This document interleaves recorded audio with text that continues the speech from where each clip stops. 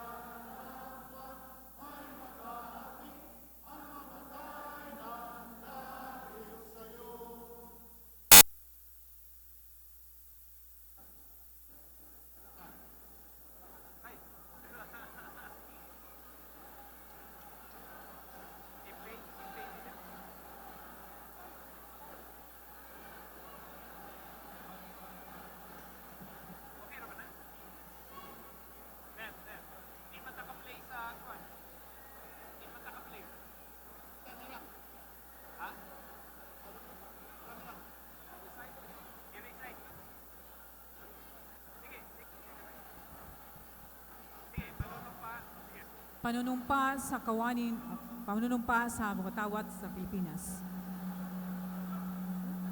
Panunumpa sa watawat ng Pilipinas. Ako ay Pilipino, buong katapatang nanunumpa sa watawat ng Pilipinas at sa bansang kanyang sinasagisag na may dangal, katarungan at kalayaan na pinakikilos ng makadiyos, makatao, makakalikasan at makabansa.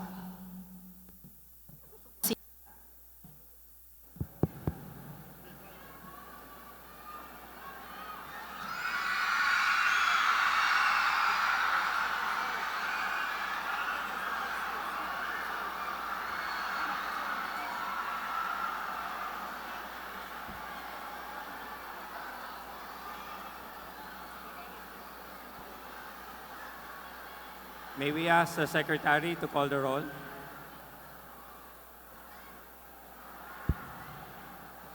City Vice Mayor and Presiding Officer, Leo Carmelo Eloxin Jr. Present. SP Member, Majority Floor Leader, Vincent L. Rama. SP Member, Presiding Officer, Pro Tempore, Mario M. Rodriguez. SP Member, Assistant Majority Floor Leader, Tomas R. Serafica.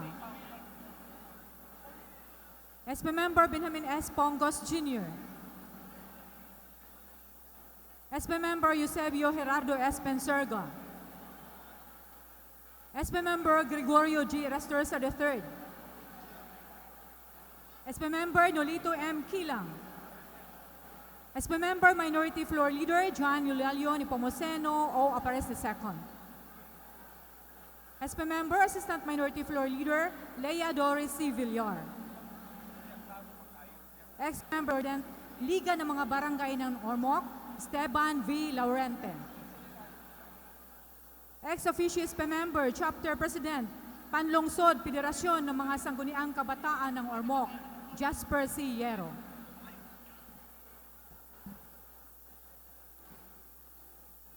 With all members present in today's session, the Chair hereby declares the existence of a quorum. Part 7, designation of a committee of 3 to inform the City Mayor that the Council is ready to hear his state of...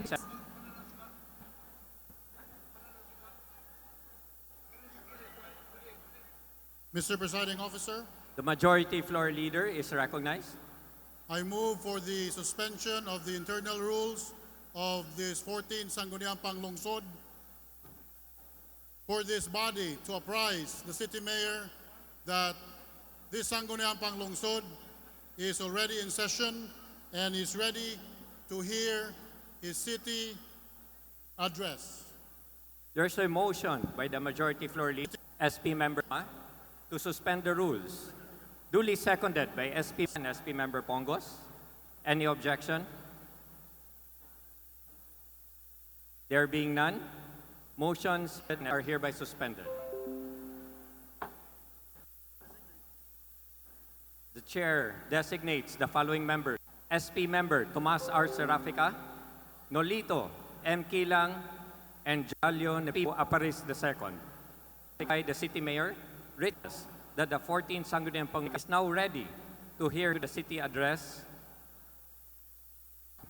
In the meantime, the minute recess.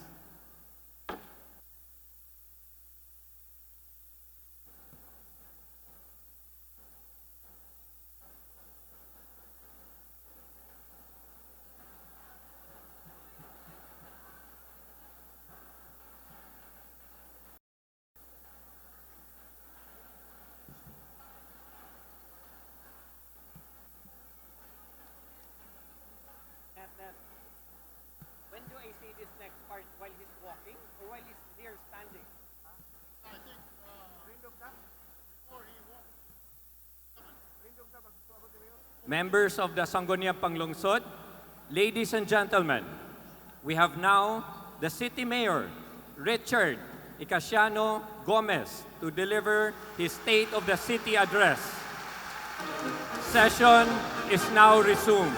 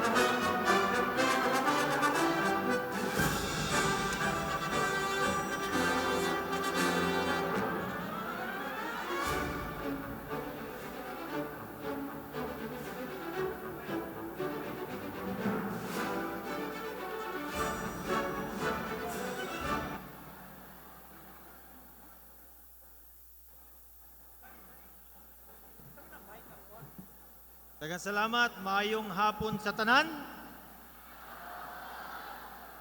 Akong pagtahod o pagyukbo sa atong Sangguniang Vice Mayor Toto Locsin,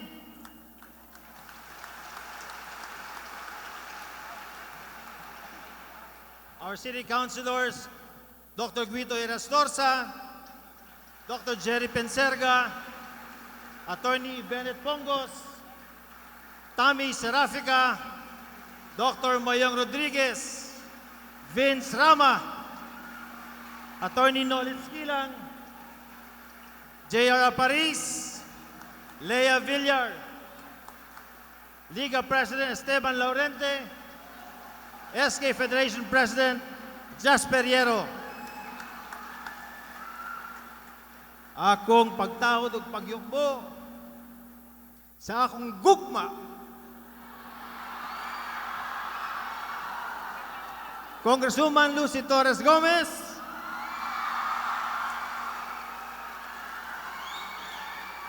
perting guwapa ay.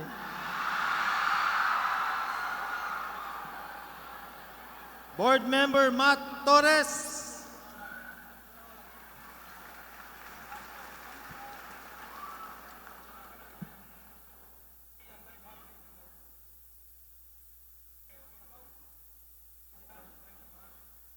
Municipality of Isabel Mayor Saturnino Medina,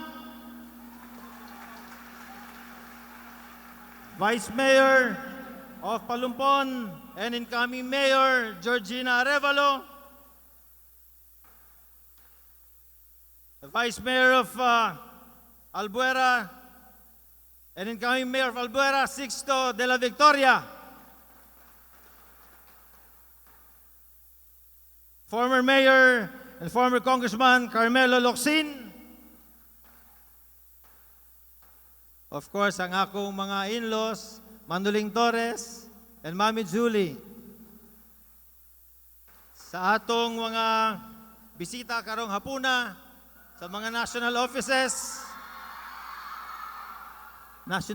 pa lang. To all the regional directors who are here with us this afternoon, daghang salamat for taking time and joining us and being with us sa atong State of the City Address. From the Philippine National Police City Director, Colonel Biso,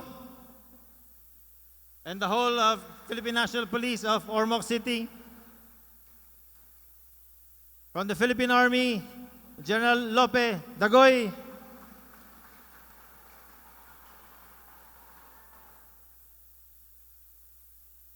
sa mga eskwelahan na niya karong hapuna, from San Lorenzo Ruiz College, from the SPC, from STI, from Santo Niño College, hama na mga taga Western Leyte. Perteng Kusuga, oy! From the OCIT. Ang taga-OSIT. Kana. From St. Aloysius Institute of Technology. From the ACLC. Santo Niño College. Okay na? Napay kuwang.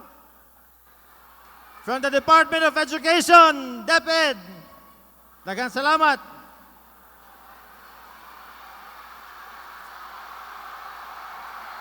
Ito.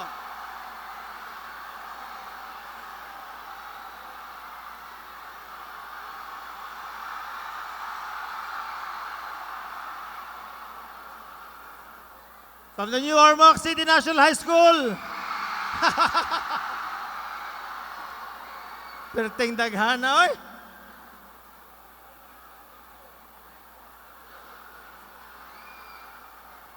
From the Eastern Visayas State University. Thank you so much, Director Musca. Dr. Albanyo, thank you so much. Sa atong mga kauban, sa LGU, all our department heads, maayong hapon sa tanan. Everybody, ang ako mga special na mga bisita karong hapuna. These people are very special to me. And we are very fortunate that Star Cinema brought our cast there sa Ormoc City. Daghan ang gwapo dire, nadagdagan para usa. We have Tommy Esguera.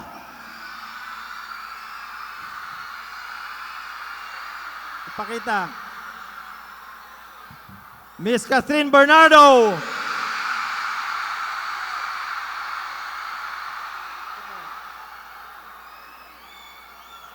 And Miss Sharon Cuneta.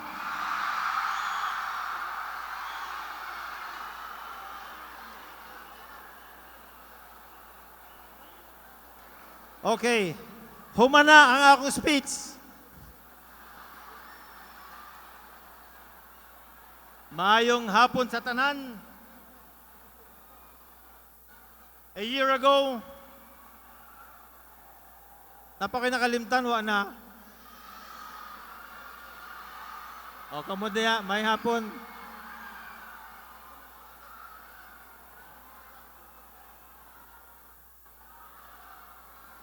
Of course, ang atong mga kapitan from the 110 barangays of Ormoc City, maayong hapon yung tanan. Ang atong mga SK presidents, chairman, maayong hapon. A year ago, I gave my first State of the City address. I walked you through my administration's 12-point agenda. Time was hashtag Goma, or Get Ormoc Moving Again. But now we have moved forward and has changed it to hashtag Get Ormoc Moving Ahead.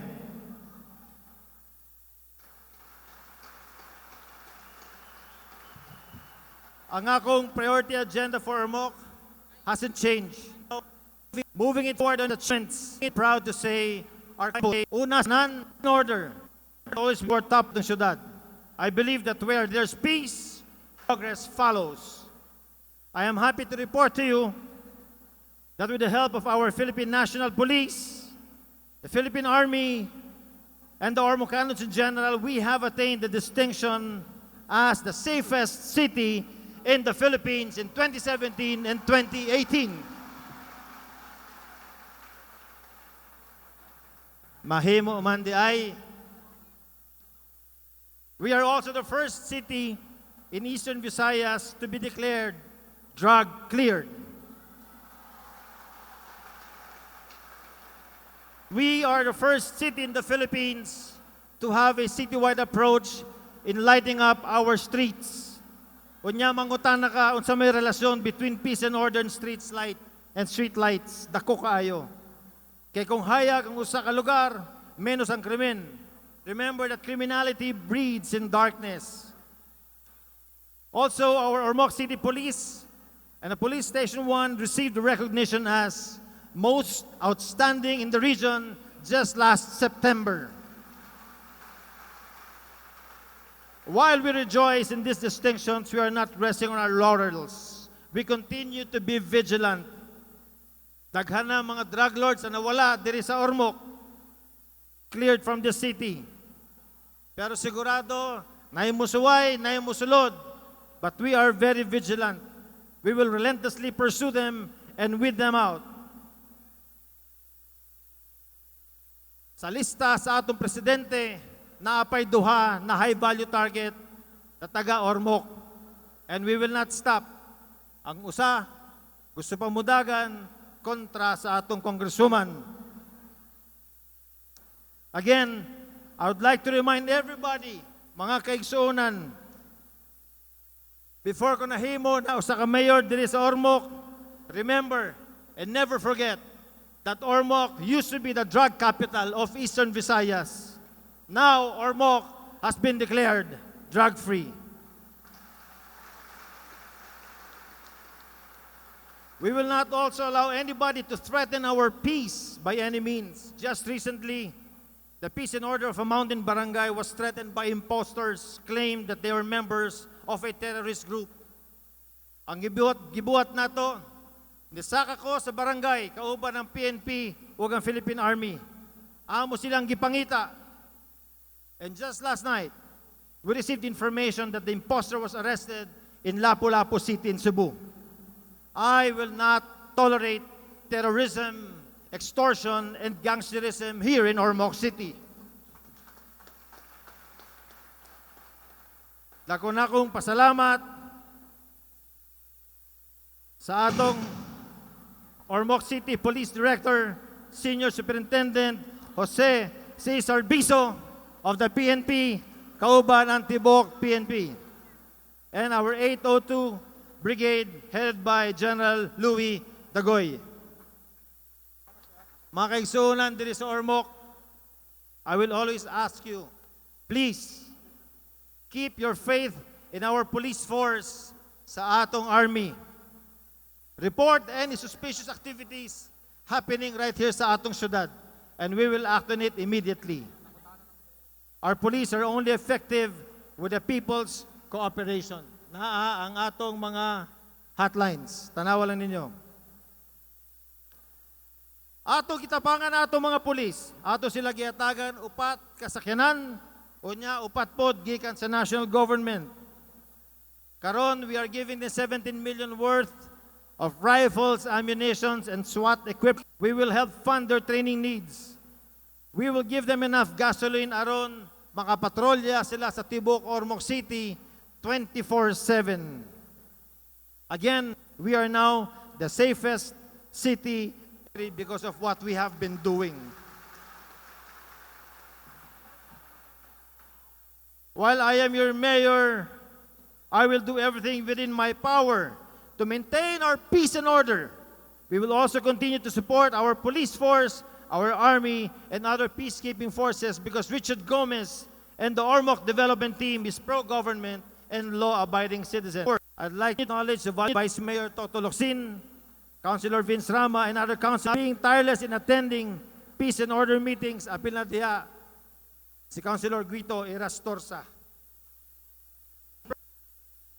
Kapag maayo ang atong peace and order situation sa Ormoc, maayo kita dire sa atong tourism. Where are our goal as a tourism destination?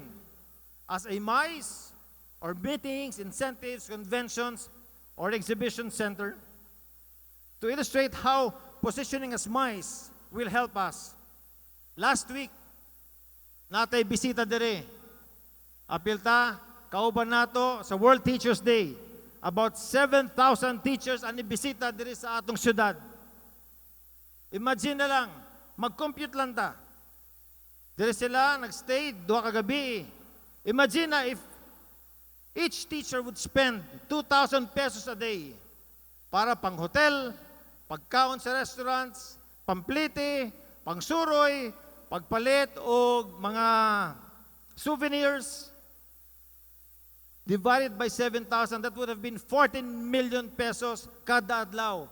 In 2 days, that's 28 million. I'd like to thank the DepEd for bringing the World Teachers Day right here in Ormoc City.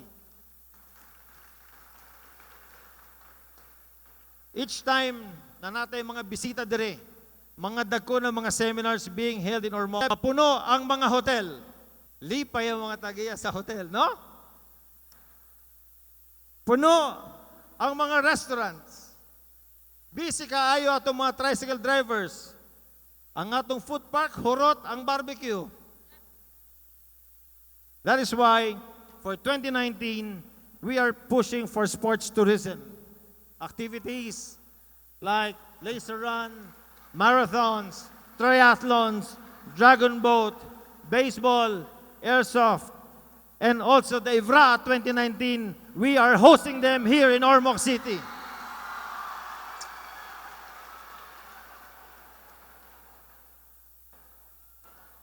The July 6 earthquake has set us back by a few months in our efforts to make Lake Danao a destination at par with the world's best lakes. But now we are back on track. Sa Lake Danao karon, naantay kayaks, flotation devices, and fishing rods.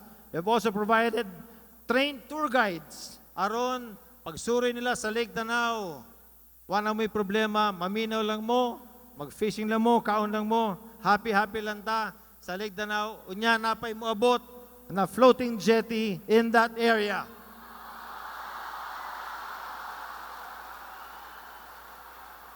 When Rep. Lucy Torres Gomez was a new congresswoman, she'd been wanting to put a floating jetty there.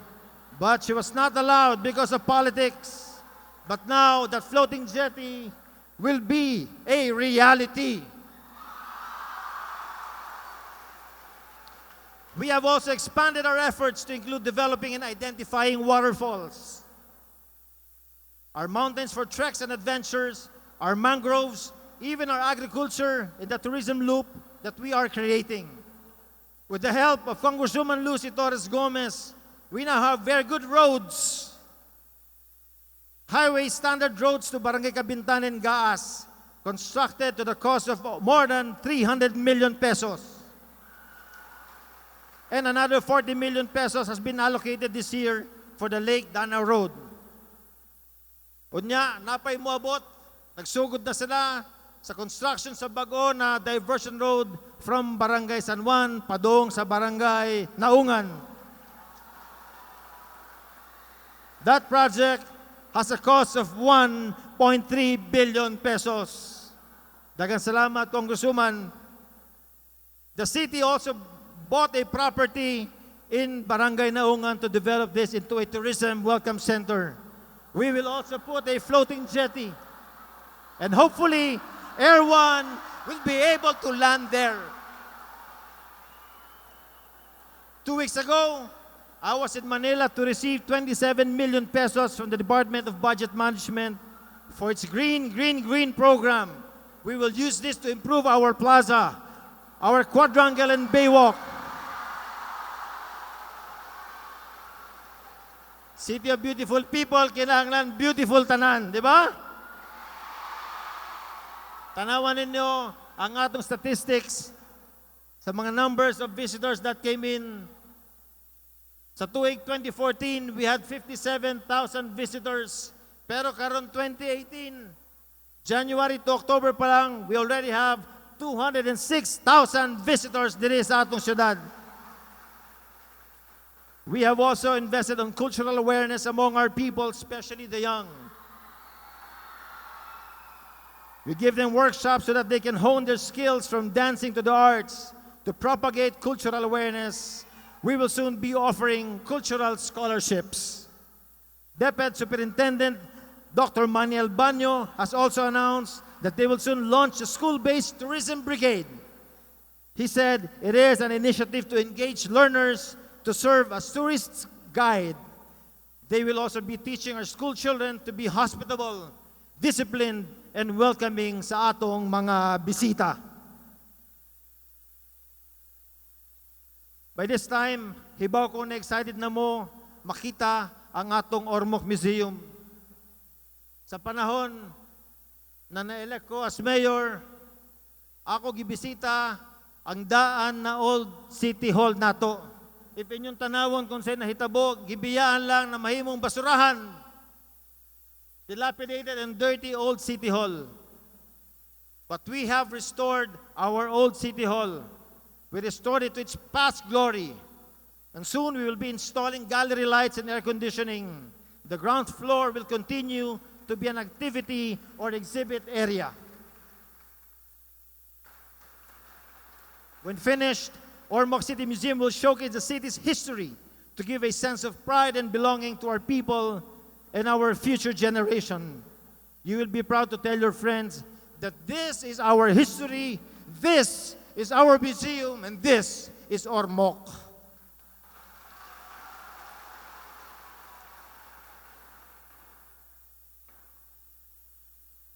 Let's move on to education and manpower. A city is only as strong, unquote, Benjamin Franklin. He said, "Investment in knowledge pays the best interest." The strong partnership of the city government and Deputy Ormoc City Division has been very productive. It has made the sports program of the city stronger and has made Ormoc City the overall champion in this year's Eastern Visayan Regional Athletic Association meet this year. Next year, kita mag-host Evra, kinahanglan mag-champion ta. Usab, kaya na to. We will work on that together. For 19 years of Evra, this year was our first time to win the championship. So we will prepare our athletes. We are rehabilitating our track and field oval. We are constructing a new grandstand, repairing our Olympic-sized swimming pool to fit FINA standards so that our record breakers may be recognized. We will also have a new boxing gym. Hopefully someday, makadiscover ta usa ka Manny Pacquiao or usa ka Ormoc Velasco. We are also constructing an elevated covered court with a multi-purpose hall diya sa ground floor sa atong City Central School diya sa public.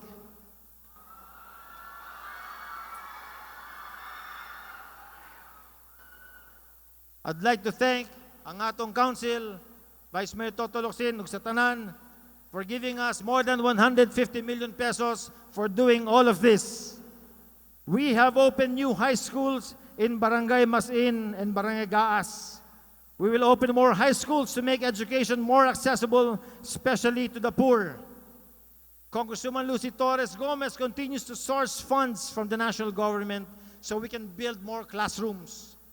For this year alone, 76 school buildings with a total construction cost estimate of 76 million pesos para lang sa Ormoc City. I also would like to thank our partners, Amusup, Rafi, and other private sector groups for helping us rehabilitate our school after the 2017 earthquake. The city government is committed to continue the allowances given to our teachers as a way of saying daghang salamat for teaching and for the nurturing our children and our youth.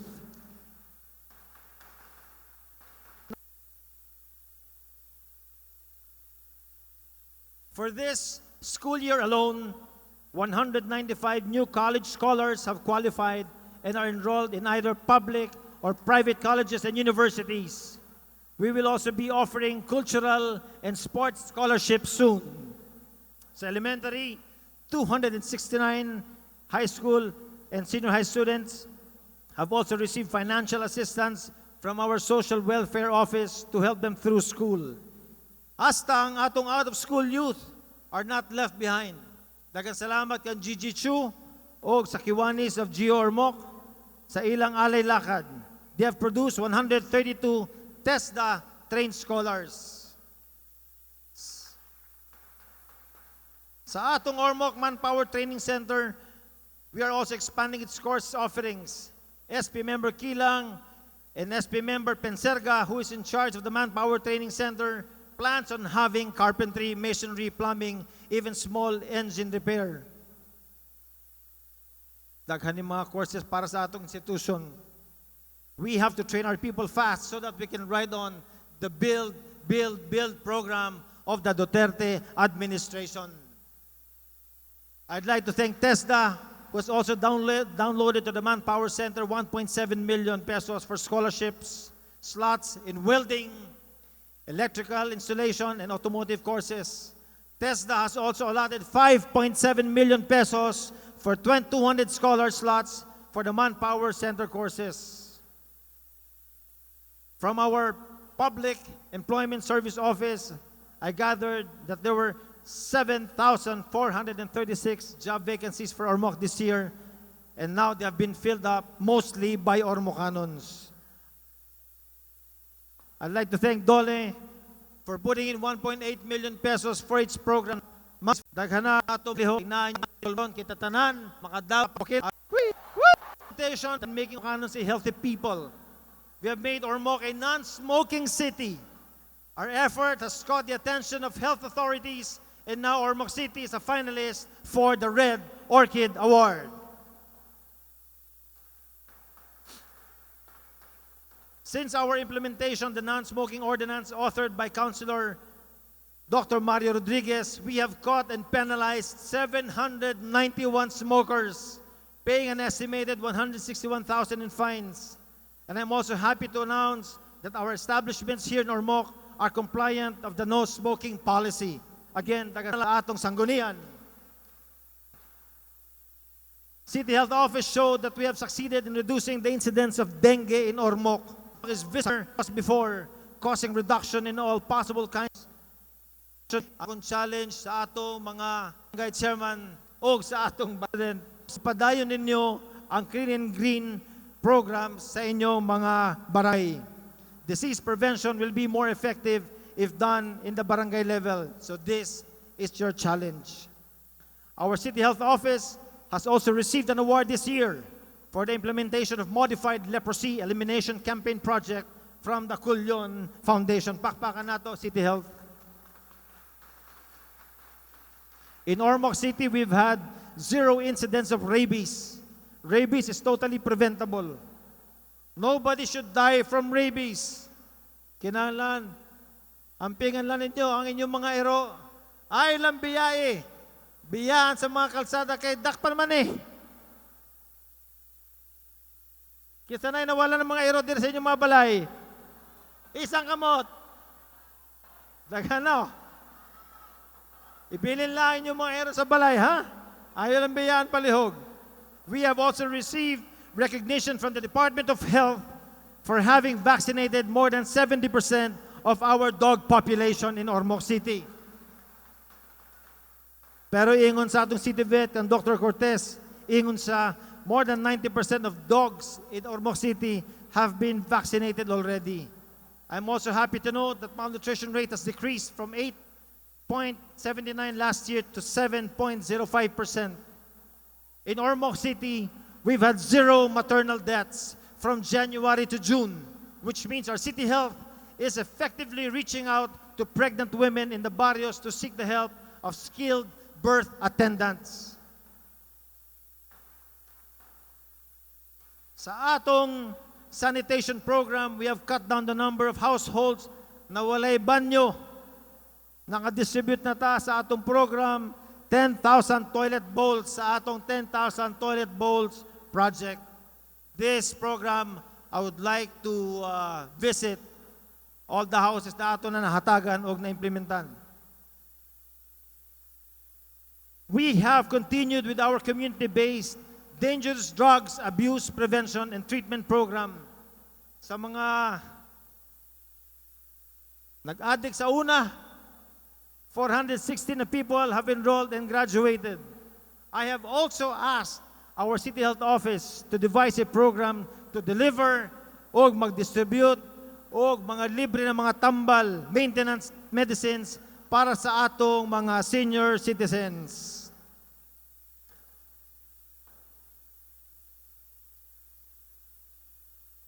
We have now an ongoing rehab program worth 23 million pesos from ODH para sa atong health facility enhancement program.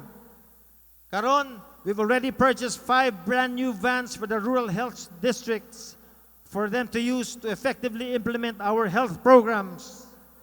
Tanawan ninyo, pag na-emergency, na-ambulansya dayon. Tinood? Na-experience na ninyo? On the other hand, we are repurposing our city hospital building to become offices of various agencies and divisions.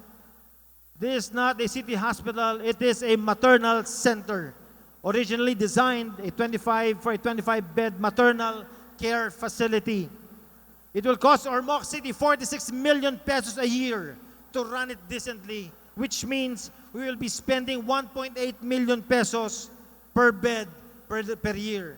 This is just way too expensive, and we cannot spread our resources effectively because we have to make our decisions based on those needs, and not putting up a hospital is a popular decision. Mga kaigsuunan, always remember, not everything that is popular is right.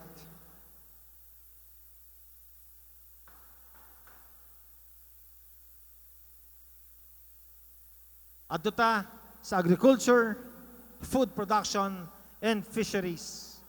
The city remains a largely agricultural city.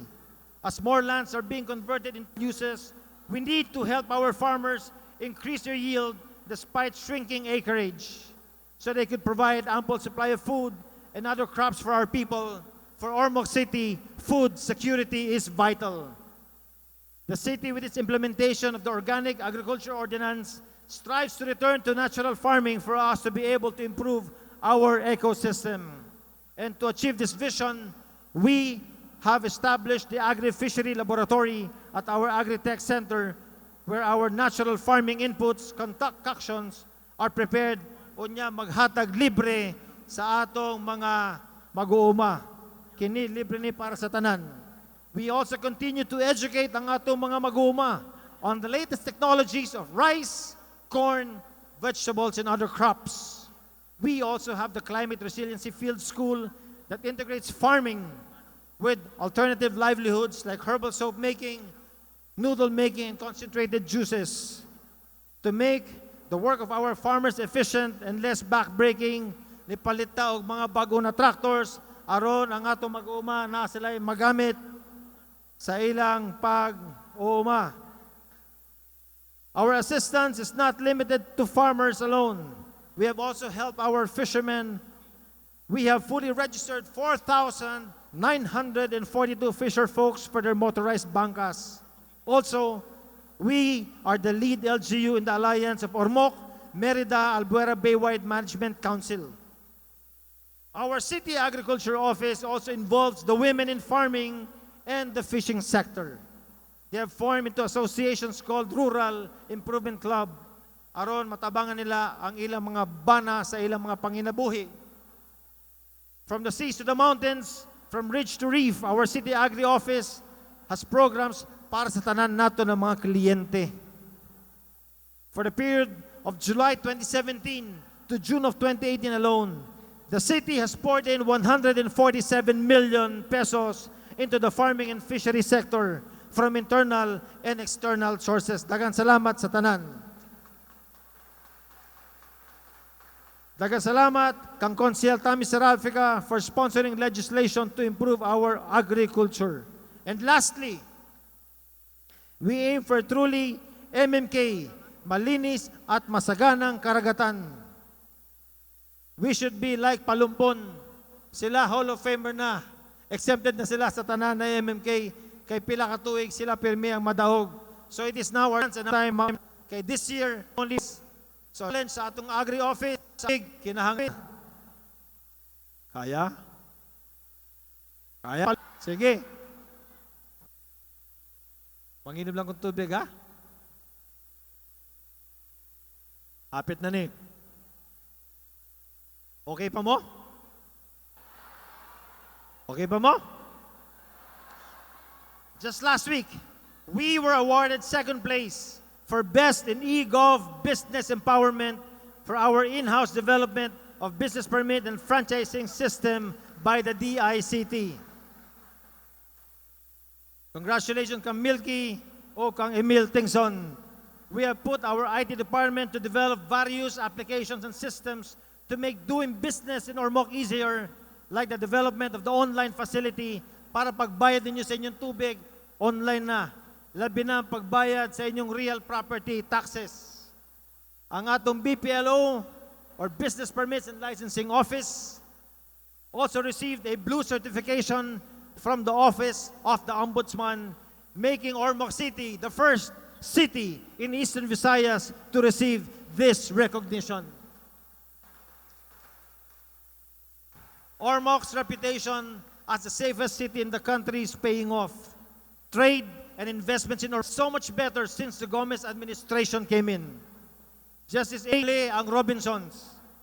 Karon na nasa 126 na mga bago na mga negosyo sa Robinsons. O niya, sunod kabuan, muabli naman ang SM on November 16. Sunod katuig, muabli naman ang City Mall diri sa atong syudad. There is one big hotel chain coming in sa Ormoc, the Ironwood Group, which will start construction of a 190-room hotel.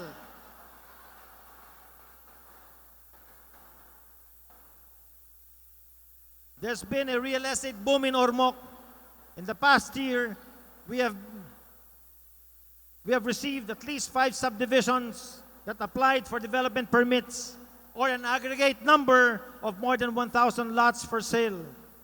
That means, pag magsugod na mga constructions, daghan na makadawat sa trabaho, sa paghimo sa mga balay. New buildings and office spaces are being constructed right now. Karon, diri sa syudad nato, na iniabli na bagong bangko, 5 sila nag-abli. 7-Eleven is the first in region, Nana. There are 3 new car distributors in Ormoc, which means daghanan mo palit og auto, which means magka-traffic na diri sa Ormoc. Ha? Our records from the Permits and Licensing Office show that we have registered 832 new businesses on the first half of 2018, employing 21,838 people. Imagine, 832 new businesses. Nganong sayon musulod diri sa Ormoc? Ngano?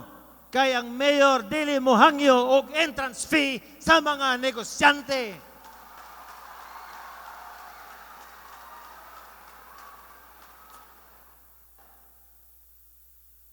Niable ang SM, ang Robinsons. Gipirmahan na ko ang ilang permit, dili ko nang ngayog entrance fee. Langayog building permit ang SM, nangutan na sila, Mayor, unsa pa'y gusto nimo?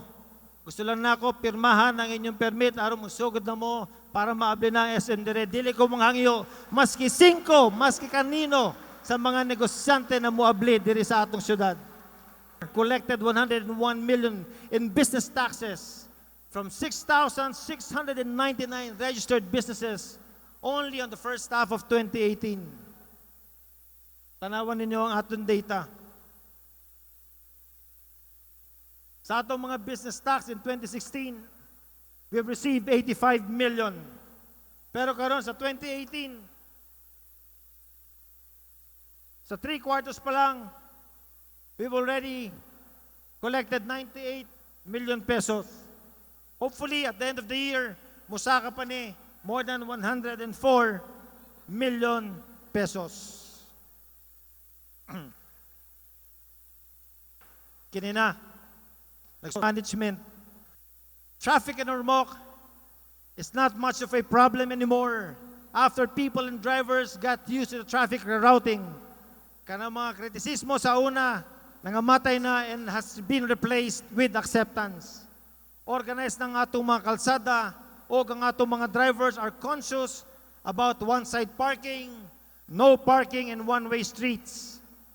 There is a sense to being organized. That is why we have rules and laws. If not, chaos will happen diri sa atong syudad.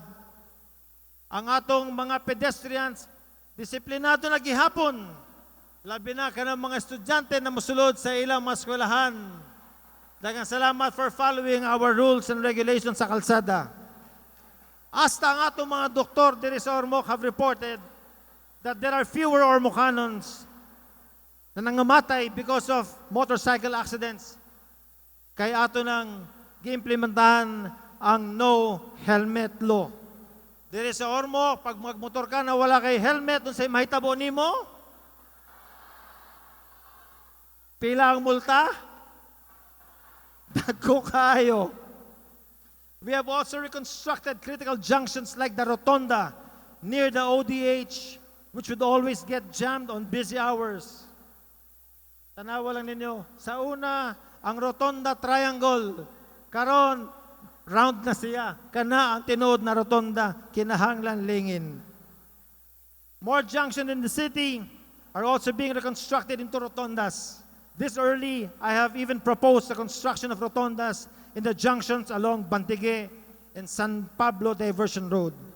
We, as people of Ormoc, must think ahead. We must plan ahead for the future because Ormoc is fast growing with an average population growth of 2.6%. Labi na mga nakapuyo sa mga lagyo na barangay, hinay-hinay palihog ang paghimo sa mga bata. Tinodo de.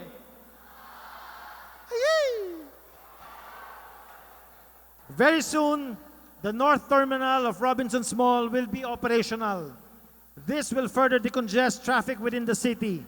Ang atong daan na terminal will be for southbound vehicles o para sa ato na lang na mga tricycles. Aron ang mga tricycles, dili na sila maghimog terminal sa ato mga kalsada. Last week, nisuwayta sa usa ka solar-powered 24-seater na jeepney nagipahuwam sa atong syudad. We are studying if this will be the solution to our problem.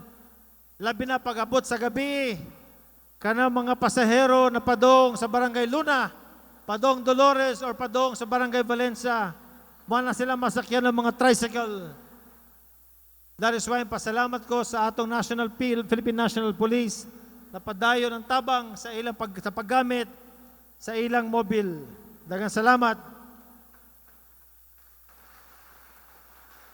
The Bantigue San Pablo Diversion Road is expected to be inaugurated pagkahuman sa atong kalag-kalag. Ang mga dako ng mga trucks o mga sakyanan na walay business diri sa Ormoc City, they can already pass sa atong Sumanga Diversion Road. Tanawan ninyo, kanindot ang atong mga kalsada, lapad kaayo, hamis.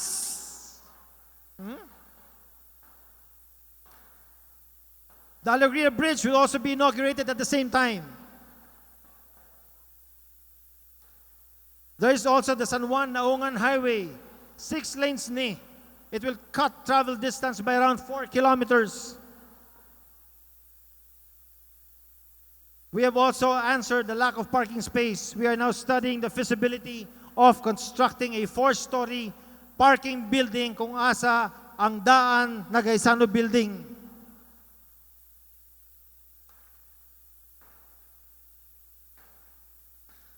I have also instructed the Office of the Building Official to make sure that new buildings will have enough parking space. Dili na ta pwede magtukod og building na walay parking space diri sa syudad.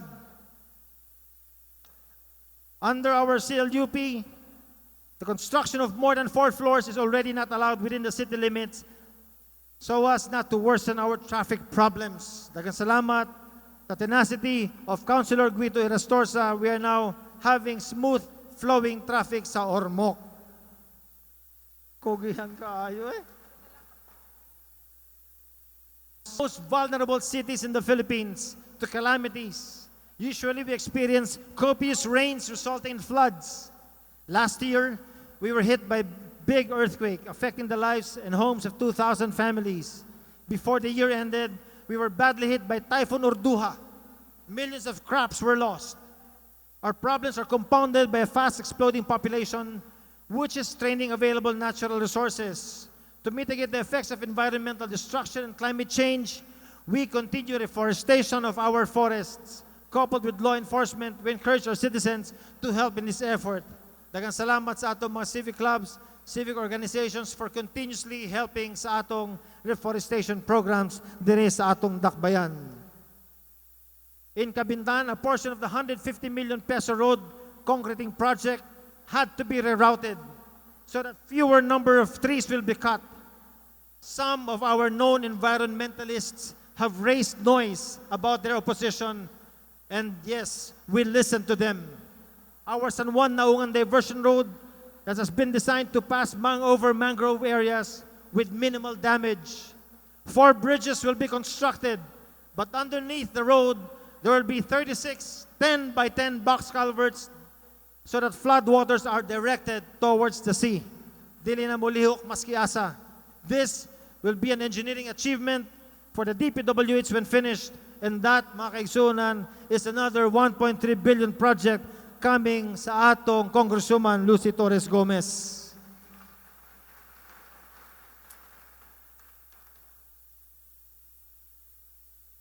Our CDRMO is one of the most well-equipped disaster risk reduction offices in our country. Our rescue teams are well-trained, well-equipped, and have qualified people. This year, they were even adjudged the best in water search and rescue competition during the Regional Rescue Jamboree in Tacloban City.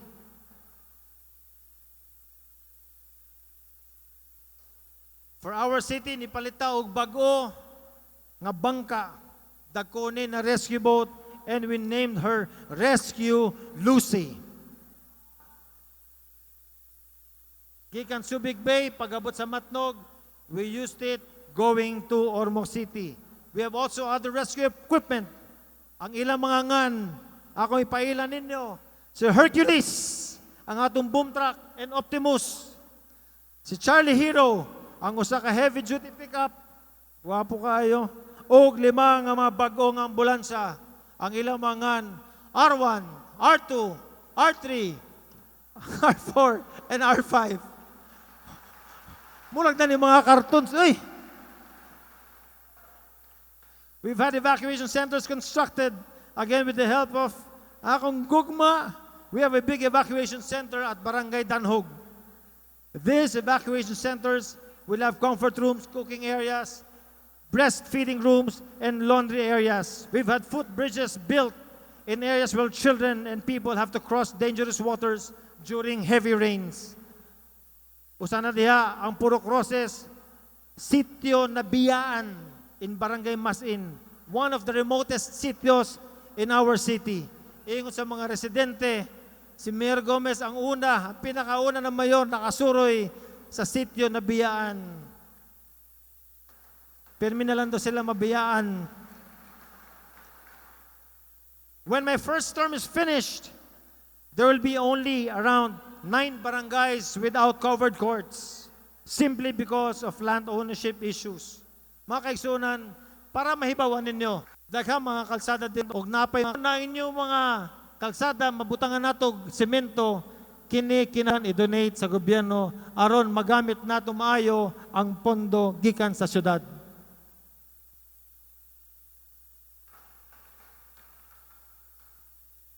Three weeks ago, I was in the limelight. Ganuman, kay pag-inspeksyon nako sa NHA, ako nakita ang gigamit nila ng mga hollow blocks, murag ni mga pulburon, gunitan lang nimo, wa na, tanawan ninyo. I criticized the NHA for doing this. Unya, ang NHA General Manager nagalit pa sa ako, ingon ko sa iya, hoy, kita na ata sa gobyerno, kinahanglan bantayan nato ang atong mga proyekto. Huwag kang magalit ka, Mayor Gomez. Magalit ka sa imong kontraktor kay sila man nagpalit ani, dili man me.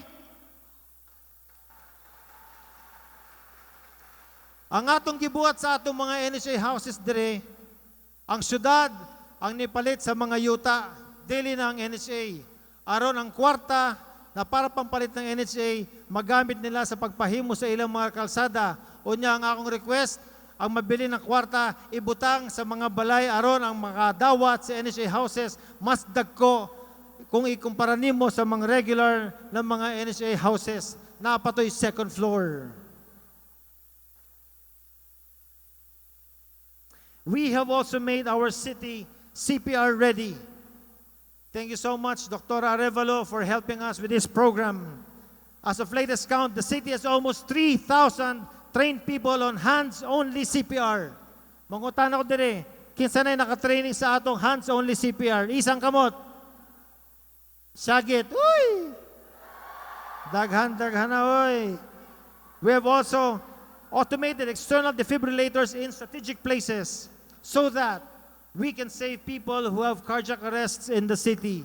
As we gear ourselves to be a MICE and tourism destination, then we will be able to receive emergency. Dagang salamat, sa contribute this and respond. Hapit na. May na lang ni. On revenue generation. This year, Ormoc City will have an annual budget of 1.3 billion pesos. Of that amount, 200 million is being spent on important infrastructure under the 20% Economic Development Fund. The identified priority projects were properly consulted with our City Development Council, which approved some 7 billion worth of priority projects to be implemented in the next few years. For 2019, Ormoc's city annual budget is 1.486 billion pesos. And I have the pleasure of submitting today our annual budget for 2019 to my esteemed colleague in the 14th Sangguniang. Ako ni submit niya.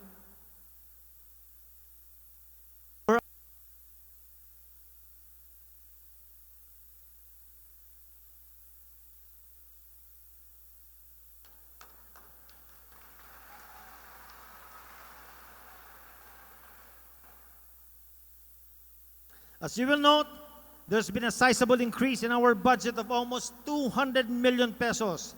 This is because of our increased collection efforts and our city government's active role in encouraging businesses to register. This is also because of our robust economic climate that there are more investments and new businesses being put up here in Ormoc City. Again, sa Ormoc, walay entrance fee. Walay mangayo o under the table. That is why it is important to pay the right taxes. Our target collection from locally sourced taxes is 349 million pesos. Because of efficient collection by our agents, we already achieved a 70% collection as of June 30 this year. Our collection target for 2019, on the other hand, is 358 million pesos. We are confident that we can collect this and even surpass it, hopefully. The increase in because of the efforts of our pasalamat ko sa atong mga frontliners, enforcers, ang atong Orwasa disconnection team, ang mga market collectors, and our business and licensing office. Oftentimes, mga kaigsuunan, they are the ones that bear the brunt of doing their jobs, but they're the ones who are giving our city a great service. Sila ang makugtan sa sundang, ireklamo pirme sa mga tao kay stricto di ay. Of course, ang atong mga buwis also comes from our residents who are obligations to pay their duties and taxes. Daghang salamat sa mga lumulupyo dire o sa gobyerno. In 2016, mga kaigsuunan, when I became mayor of the city, there are only 5,000 people na sige magbayad sa atong tubig out of the 22 registered consumers. That's less than 25% who are paying.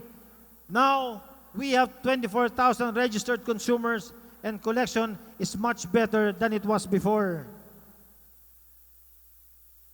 Mga kaigsunan, dili ta pwede, sige lang ta mag-complain. Mga itag better service, kita mo sa aton. That million travel taxes as of September of this year. Before I became mayor, our rivers are quarried o gilugos. Pinakamatas na kita from these operations was only 6 million pesos a year. Ako ipakita ninyo ang graph. Tanawan ninyo sa graph na to kung pila atong nakolekta in years 2014. Only the 2015 annual collection, 6 million pesos. But karon tuiga, it is only September, pero ang ato na nakolekta is 18.6 million pesos. That is what good governance is all about, mga kaigsuunan. Councilor Tammy Serafica, sa iyang cooperation also, the mock chamber, so mock an ordinance, in regular. For infrastructure, mga kaigsuunan, this year, we have 300 being implemented. Among projects during my term as mayor include 8 covered courts in different barangays, 22 million pesos LED street lighting project, 40 million water clarifying plant. Remember that one of our inherited problems when I became mayor of the city was our problematic water. Kining problema nato sa tubig. Kunya mangutan na ta, nga nung pag-uwan, wala tay tubig diri sa syudad. Kunya among nakita that because of the existing water filtration system, it cannot handle turbid water. Dili niya ma-filter kanang tubig nga lapok. So water will had to be cut off. That is why there was a need for a clarifying plant that cost us 40 million pesos. 10 million para sa atong slaughterhouse rehab para mahimo nin AA certification. SEF-funded school buildings, rotonda sa atong ODH, footbridges. Unya, daghan pa ta mga ongoing projects diri sa atong syudad. 15 million water supply improvement works in Valencia, Daihagan, Huaton, Ipil, and Macabog. 7 evacuation centers and covered courts with complete facilities in barangays of Jaycalao, Gaas, Bantige, Linao Elementary School, Nueva Vista, Kabulihan, Mabini, Manlilinaw, and Masin. 40 million pesos worth of road improvement and construction in the works sa barangay Hugpa, mga lagyo nga mga barangay, Mahayahay, Kagbuhangin, Santo Niño, San Juan, and Barangay Mahayag. 21 million pesos on the other hand will be used para sa atong paglimpyo sa mga kanal, box culvert, and drainage. And 7 more evacuation centers and covered courts are ready for bidding next month. We also have 58 million pesos para sa atong land acquisition.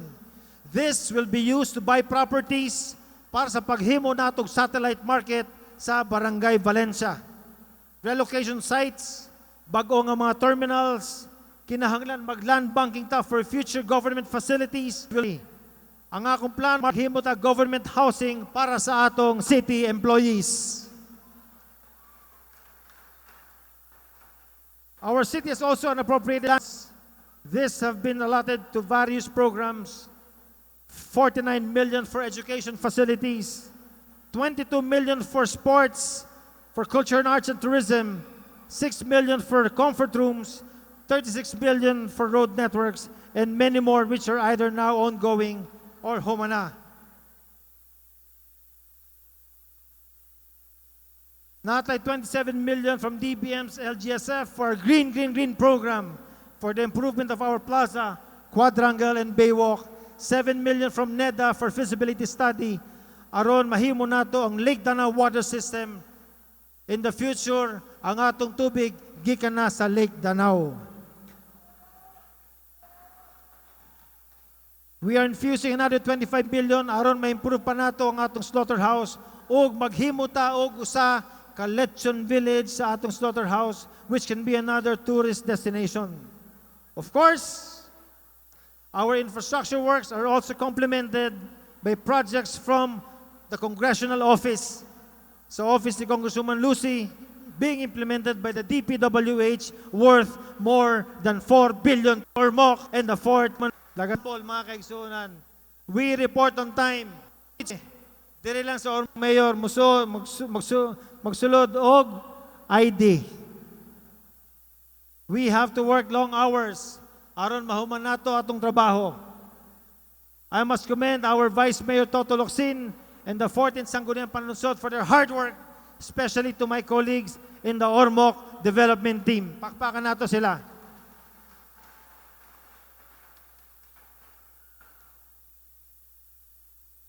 Ayaw kalimot na ang mayor dili ko makatrabaho og maayo without the help and support of our Sangguniang Panlungsod. And since 2016, they have passed more ordinances, 28 of which were passed and approved within July and June of this year. Among them are two-day no plastics ordinance, anti-smoking ordinance, an ordinance regulating the operations of boarding houses and dormitories, an ordinance imposing a maximum speed limit within the Ormoc City, an ordinance regulating the two-way streets, an ordinance creating the Dangerous Drugs Administrative Drug Board, and much, much more. My administration also believes in modern technology and social media. Aron, makita ninyo ang among mga activities. Ang akong trabaho, ang trabaho sa atong sanggunian. This administration is inclusive. I believe that governance is everybody's concern. That is why ang atong socio-cultural celebrations like our fiesta and our day tap the help of civic clubs and NGOs to people. Mga kaigsoon, pag-abot sa fiesta o sa Charter Day, dili hilabot sa programa. Dili kumudawat og kwarta maski kang kinsa. Maghatag patag kwarta sa ila aron mahimong maayo ang Ormoc City. I'd like to thank all the civic clubs, all the organizations, the radio and communications groups, the NGOs, the people's organizations who have responded to our call for cooperation and help. Daghang salamat sa tanan. Unya, hapit na di ay ang Pasko. Ato paninduton ang atong syudad. Okay? Okay. The past year has also been fruitful for Ormoc City. We've had major triumphs. Mga kaigsoon, ang tanawa lang ninyo. We have gathered these awards. Nahimutan champion sa Ivraa in 2018. We've been declared as Drug-Cleared City, LGU E-Readiness Leadership Award. Second place, Best in eGov Business Empowerment for Best Practices in E-Governance for LGUs. Regional winner of the Seal of Child-Friendly Governance and one of the 20 finalists for the 2017 Presidential Awards. Most outstanding stakeholder for the division, regional, and national level for Brigada Eskwela for DepEd in 2017. Fourth place sa MMK Award, national nominita sa Red Orchid Award for non-smoking, Ombudsman Blue Certification, 16th in the most improved component cities in the country for National Competitiveness Index. PhilHealth Award for having the highest amount of collections and highest number of transactions among LGU in 2017. City Health Award for the effective implementation of Modified Leprosy Elimination Campaign Project. City Vet Award during the Regional Anti-Rabies Summit for vaccination of more than 70% of our dog population. Regional Award for highest number of Public Employment Service Office Employment Information System. BFAR's outstanding first responder, kanang si Irish Belmonte. Hamon to si Irish Belmonte. Ang tagasagip sa mga pawikan ug sa mga dolphins na mas stranded diri sa Ormoc Bay. The Ormoc City Tourism Office as Island Cluster winner for Arts and Crafts during the Diwang Sagisag Kultura Competition and Festival of the DepEd. And personally, gihatagan kong award, Golden Globe Annual Awards for Filipino Achiever in Public Service.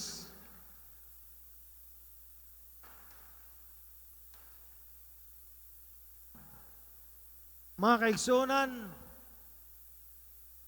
these awards are manifestations of our efforts in good governance. These awards are also your awards. Dili na tumadawat kining award without the help of each and every member of the society of Ormoc City. So pakpakan nato atong kaugalingon.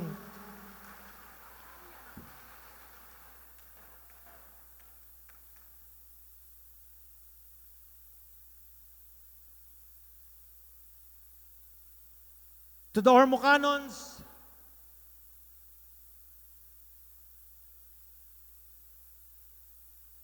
this is our today.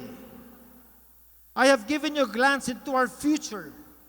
Walk with me as we go through the journey of transforming Ormoc to the wonderful, peaceful, and beautiful place it should be. Kini ang atong kaugmaon. Kuyugi ko ninyo tabangi ko ninyo. Daghang salamat. Maayong hapon sa tanan. Get Ormoc moving ahead. Daghang salamat. Thank you.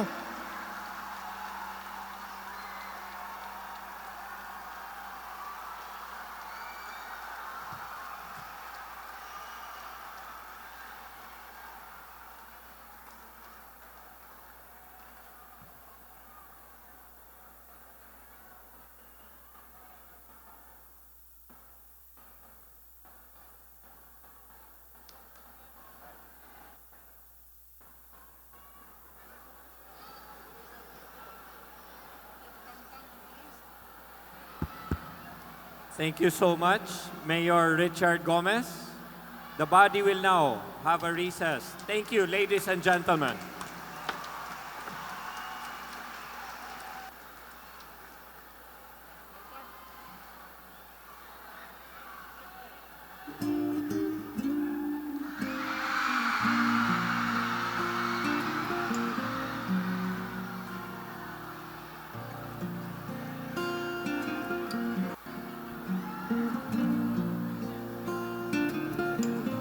Daghan jud kay kalambuan diri sa among lugar. Kaning tuloy ako kay katabang namo kay tas anang magbabaha. Nga dili na jud kami maglisod. Labi na kami kay mga senior citizens na. Ug ingon man nga ang kabataan makalatas-latas sad sila diri sa tulay nga walay ka ulian. Marami na po talagang development na nagawa. Lalong-lalo na po yung daan namin. Yung sementado noon is I think it's only 10%. Compared now, it's almost 98%. Ang bayan ko'y tanging ikaw, Pilipinas kong mahal, ang puso ko at buhay man sa iyo'y ibibigay. Tungkulin ko'y gagampanan na lagi kang paglingkuran. Ang laya mo'y babantayan, Pilipinas kong hirang.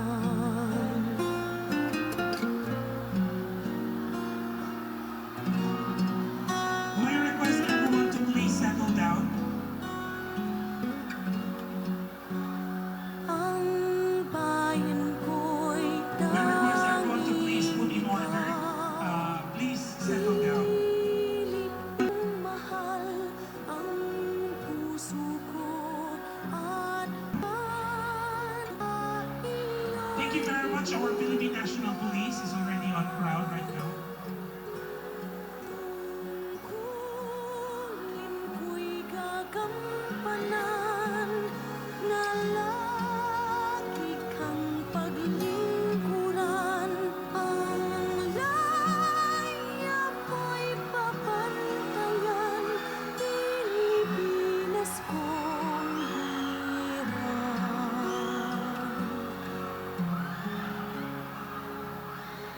Mayor, ang galing mo. Daghang kay salamat sa among Mayor Mr. Richard Gomez, Congresswoman Lucy, Vice Mayor Tutuloksin ug sa Sangguniang Panlungsod sa mga opisyales sa syudad. Okay kaayo mo. Thank you so much. Pilipinas kong hirang.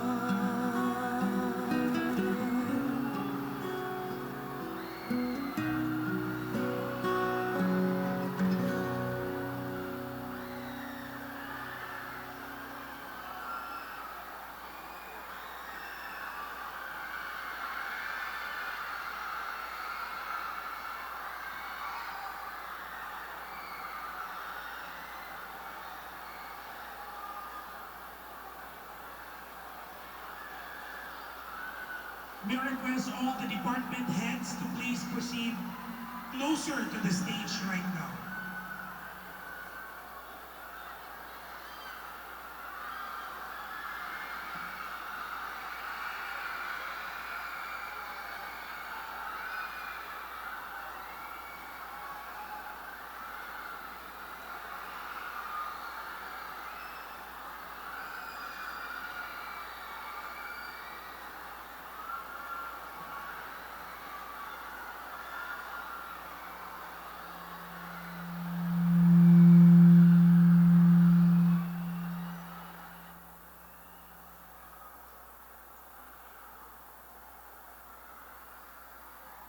May I request all the department heads to please join our city officials.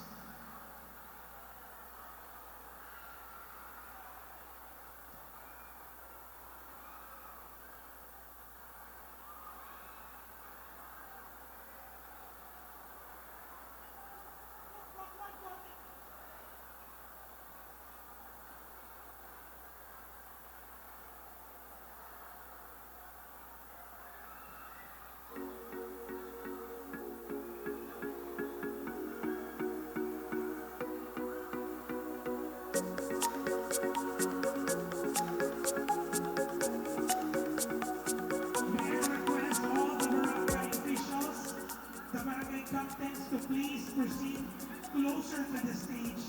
Right after with our department heads, you will be having a photo opportunity with our city officials.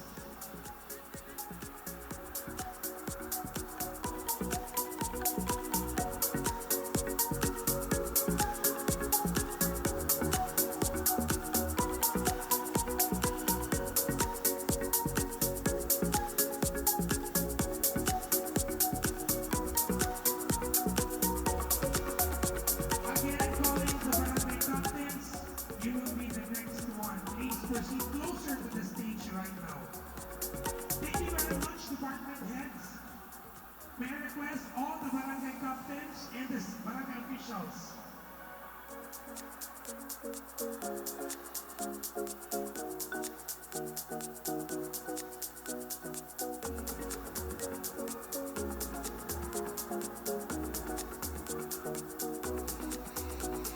Barangay captains and SK Shermans.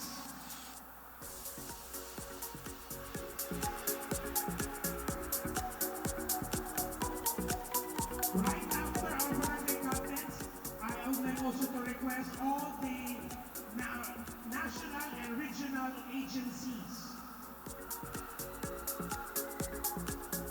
And then right after, followed by our NGOs.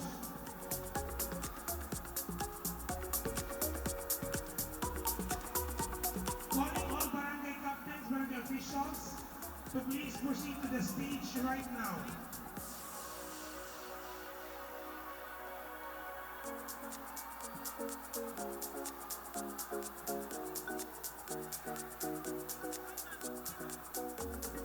May I request all the photographers to please move back because madami po sila.